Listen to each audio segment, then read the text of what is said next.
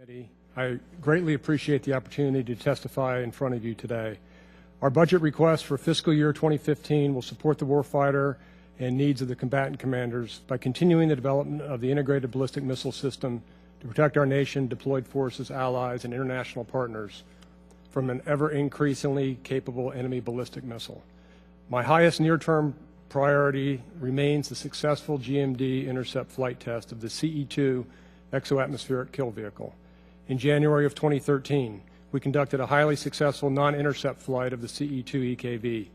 The EKV's performance exceeded our expectations and confirmed that we are on the right path to return the GMD system to rigorous flight testing. I'm confident that we have fixed the problem we encountered in the December 2010 test, and I look forward to conducting FTGO-6B intercept tests this summer. Sir, I am also optimistic we have identified the root cause of the intercept failure of the first generation EKV last July. In FTGO-7, the CE-1 kill vehicle and the GBI did not separate from the booster's third stage. We have accounted for the issue in our preparations for the upcoming flight test and are working towards a correction to the entire fleet before the end of this year. With this budget, we will maintain our commitment to build out homeland defenses from 30 to 44 GBIs and take steps significantly to redirect the GMD program and up our homeland defense. In 2015, we will begin to redesign and improve the GBI EKV. The new EKVs will be more producible, testable, reliable, cost-effective, and eventually replace the kill vehicle used in our GBI fleet. Because we believe that improving our discrimination capability will improve the overall performance of our existing homeland defense, we will begin development of a long-range discriminating radar with deployment planned in 2020. The new long-range mid-course tracking radar will provide persistent coverage and improve discrimination capabilities against threats to the homeland from the Pacific theater. Can you tell me what is the organic capability of the Aegis Ashore to detect cruise missiles? It's currently not configured for cruise missiles. It's configured against the ballistic missile defense threat. What would be the capability if we deployed the questions? But I do want to ask you, your budget request for 2015 includes funding for several important new initiatives for homeland missile defense, including a new long-range radar, new discrimination systems, and a new homeland defense kill vehicle. What happens to these investments if the sequestration returns in 2016, as is currently the law of the land? Everything would be put back on the table for reconsideration and possibly stopped. Thank you. You should stop complaining. This budget, you know, we wish it could be better, and it can be better if Congress has the gumption to vote for a better, stronger budget. Left unsaid in the chairman's remarks is the last three tests of ground-based interceptors have failed. And we have to acknowledge that. And that doesn't mean it's a bad program. When America ventured into rocketry, many of our missiles failed, but we solved those problems. We are a can-do nation, and as the Admiral testified, we will solve this problem.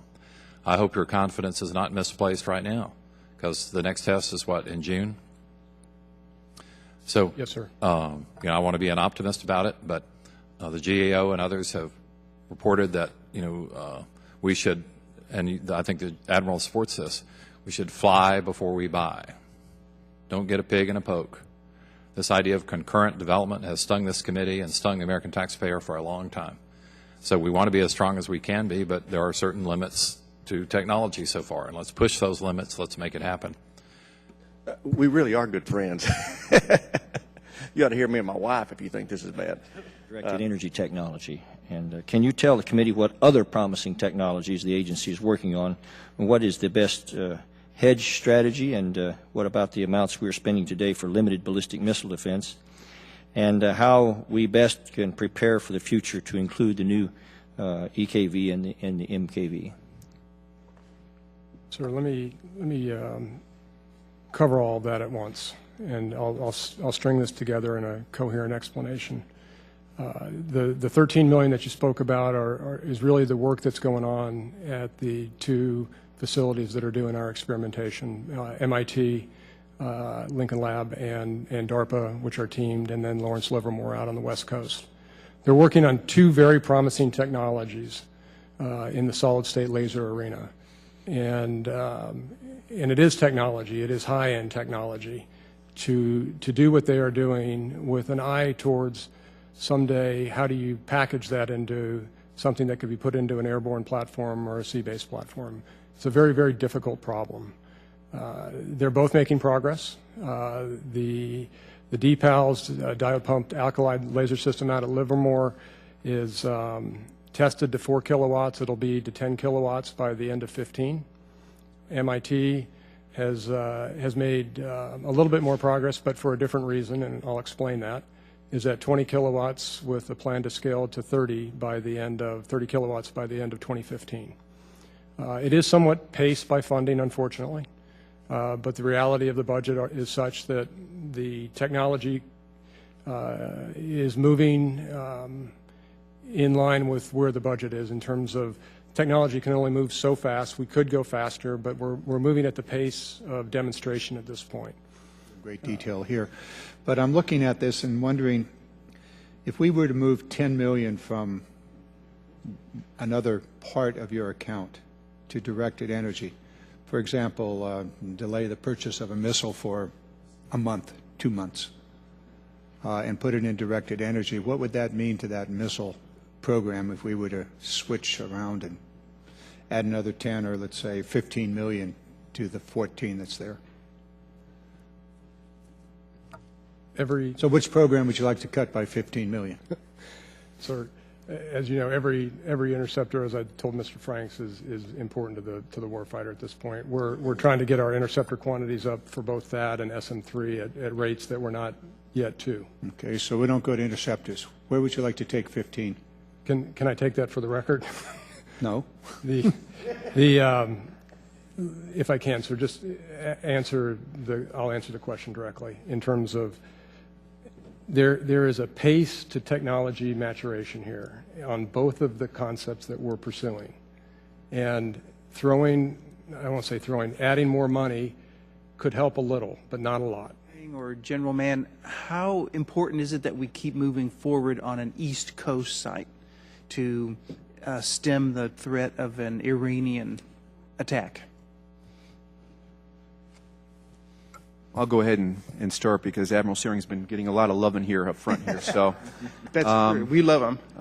You know, obviously by having an East Coast site, it does provide dispersal of our systems rather than just being at Greeley or at Vandenberg Air Force Base. Having a third site will basically disperse the arsenal, number one. Number two, because of the location of the east site, it gives us more battle space or more decision-making time for threats emanating out of the Middle East. So from that standpoint, that is also additive. Third, it's more, pardon the vernacular, more arrows in the quiver. We have more capability, not necessarily, more capacity, not more technological capability. And so as a result, we have more of an ability to address a raid size threat that might be posed against us. Also, just give us your current assessment of the cruise missile threat. Thank you, Congressman. I think it's fair to say that cruise missile technology is being looked at by a number of nations. 9 right now are currently producing this capability. I think 20 more are looking into this kind of technology. So I think it's fair to say that cruise missile technology is something that many nations are looking at, and as a result, we also are looking at our defenses against that. Right here in the National Capital Region, as you know, we're about to put the Joint Attack Cruise Missile Defense Elevated Sensor, that aerostat, there at APG at Aberdeen Proving Ground to do a test on behalf of NORTHCOM to look at how do we do a better job of sensing an incoming cruising missile and being able to defeat it. And utilizing some of the systems that we have around this area, like the NASAMS missile, for instance. So that's one of the things that we're looking at right now, at how do we bolster up, in terms of the NCR, our ability to address that threat. I talked earlier about high-energy laser technologies, and that's something that the Army is also looking at in terms of countering the cruise missile threat that might be out there. So this is definitely an area that many countries are looking into. Ms. Bunn, we had a chart that was up that said that this is the The budget request for missile defense represents the smallest missile defense budget request since Bill Clinton was president. I was reading your bio, and it struck me. It seems, and I hope I'm not misstating this, but I was reading all the different positions that you have. It seems that your position, which now includes missile defense policy, that the last time that you had a title that also included the words missile defense policy was the Clinton administration. Is that correct?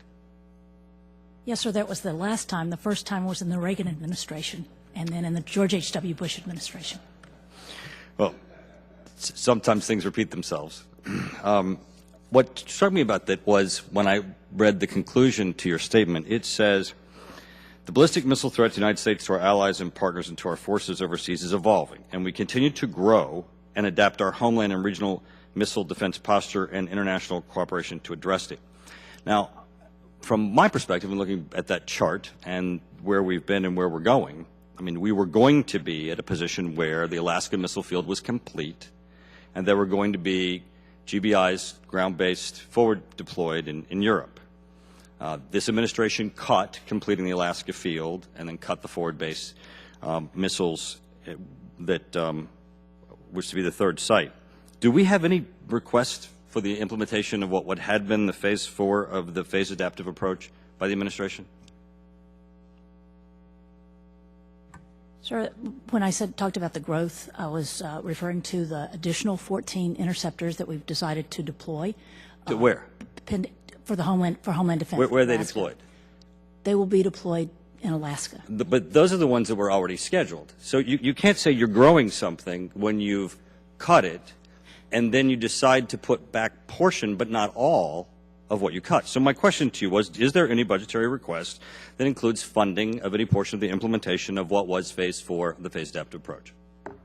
No, sir. No, there's not. So we don't grow. We actually only have a replacement of missiles that the Bush administration had proposed, correct? You can turn your mic back on. I'm not finished. Sir, they had originally wanted 14 more. Decision was made to go toward defending Europe against Iranian threats, and so that was funding was. So the answer is just yes, right? I mean, the answer is yes. Right. So you haven't grown it. You first cut the missiles in Alaska, then you cut the forward deployed missiles, then you're going back and putting some more in Alaska, and that's still not a net growth. We're still behind. You say we cannot afford to stand still. We're not. We're moving backwards. Do you agree that the more testing we do on a more frequent basis would help the GMD system? Yes, sir. Why? Testing is the ultimate graduation exercise to the systems that we're fielding, and ground-based testing is necessary but not sufficient. Ideally, sir, you're absolutely right that we want to be, out in front and testing the new capabilities, new reliability improvements that are added to graduate them to the fleet. And that's where we want to be on an annual basis at a minimum. Comment to what do you believe you need most from us now? What is the most important thing that we can do to empower you to do the jobs that you're so capably already doing? Address sequestration. Obviously, predictability in terms of funding, and as Admiral Syring has articulated, as far as priority, the best use of taxpayer dollars, I would say the support for long-range discrimination, as well as to maintain confidence in our GBIs that we have up there, as well as leap-ahead technologies. That's a really good answer.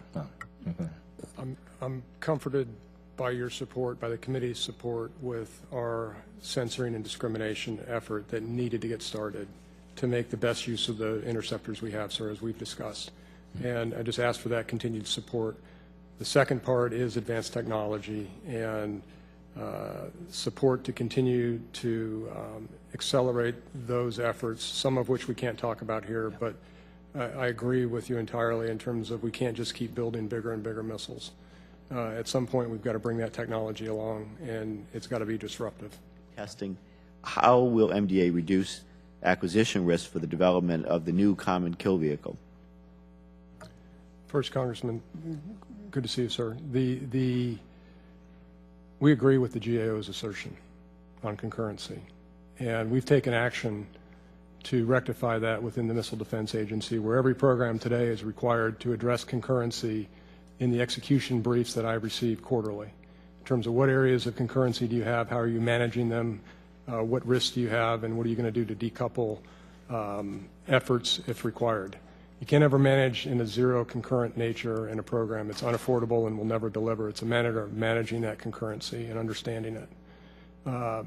Specifically to your question on the EKV, CKV, I can assure you, I've told people this, we have one chance to get it right. And circumventing the system engineering, design cycle, prototype testing, and qualification will not happen. There's a very rigorous process that's followed for properly engineered missile systems. I've got a lot of experience with the Aegis development and the Standard Missile in particular, that history of following that process, and I assure you that it'll be followed in the EKB development. America. I think the most important single word that was uttered in this hearing was uttered by General Mann in response to, I think, Mr. Frank's question of what we could do to help you do your work better.